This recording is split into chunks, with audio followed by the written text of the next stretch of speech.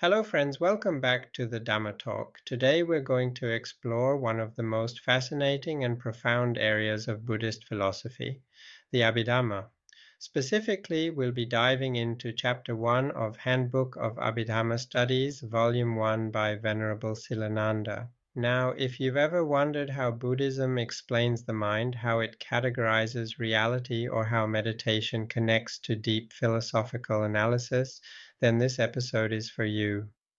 The Abhidhamma is sometimes called the higher teaching of the Buddha.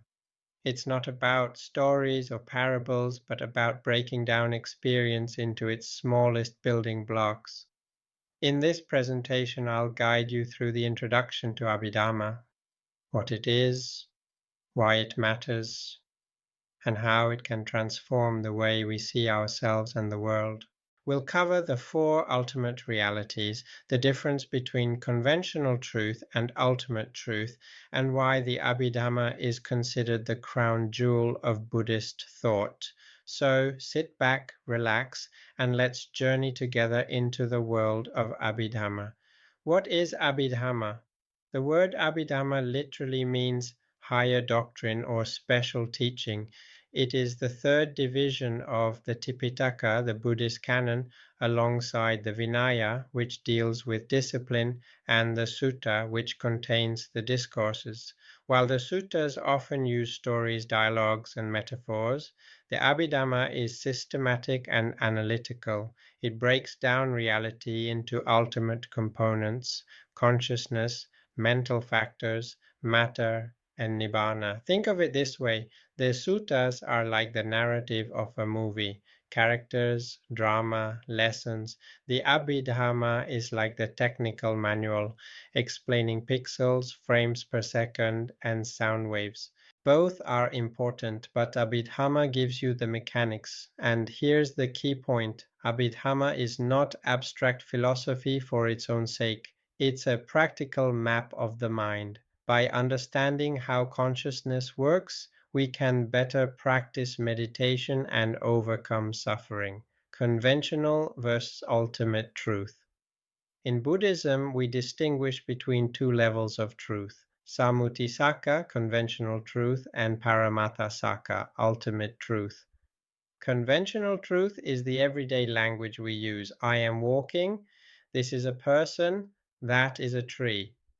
Ultimate truth breaks down those statements into mental and physical phenomena. For example, a person is not an ultimate reality. It's a convenient label for a collection of mind and matter. Think of a car. Conventionally, we say car. Ultimately, it's metal, rubber, plastic, and fuel. Similarly, person is conventionally true, but ultimately it's consciousness, mental factors, and physical elements. This distinction is crucial in Abhidhamma.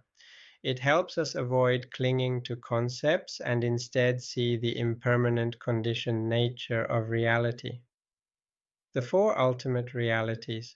Now let's look at the four ultimate realities that form the foundation of Abhidhamma. Citta, consciousness. Consciousness is awareness of an object. It arises and passes away rapidly, moment by moment. It's not a soul or self, but a process. Cetasika, mental factors. These are the qualities that accompany consciousness. Examples include feeling, perception, attention, greed, compassion. There are 52 types in total: rūpa, matter, physical phenomena. There are 28 types, including the four great elements: earth, water, fire, air. Derived matter includes sense organs, gender, and life faculty. Nibbāna, the unconditioned reality, beyond mind and matter. The cessation of suffering, the ultimate goal. Think of reality as a puzzle. Most of us see the picture on the box: the person, the tree, the house. Abhidhamma opens the box and shows us the individual pieces: consciousness, mental factors, matter, and Nibbāna. These are the pieces. And when we understand them, we can put the puzzle together with wisdom. Why study Abhidhamma? So why study Abhidhamma? Isn't meditation enough? Well, Abhidhamma provides clarity in meditation. It helps us recognize mental states as they arise. It strengthens our understanding of impermanence, suffering, and non-self. And it builds intellectual appreciation of the Dhamma. Imagine you're meditating and a thought of anger arises. Without Abhidhamma, you might just say, I'm angry. With Abhidhamma, you can analyze, this is consciousness rooted in hatred, accompanied by certain mental factors. It's not me, it's just a process. That insight can be liberating. Abhidhamma in daily life. Abhidhamma is not just for monks or scholars. It helps us see experiences as conditioned phenomena. Take eating food. Conventionally, we say, I enjoy this meal.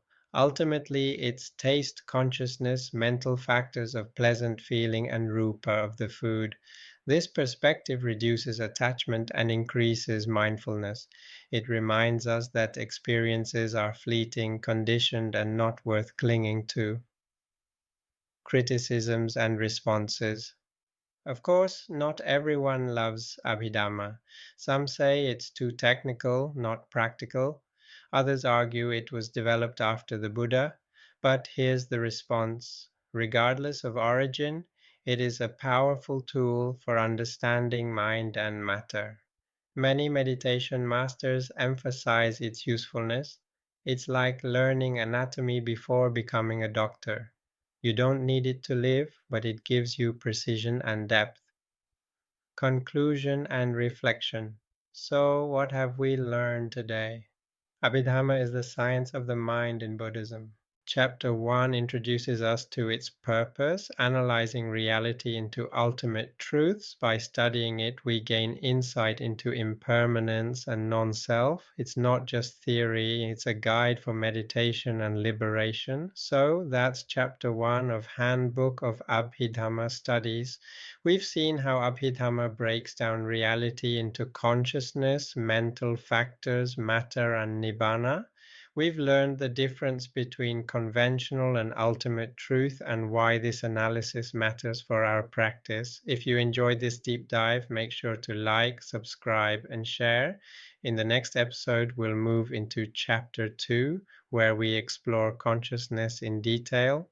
Until then, may you be well, may you be peaceful, and may you continue your journey into wisdom.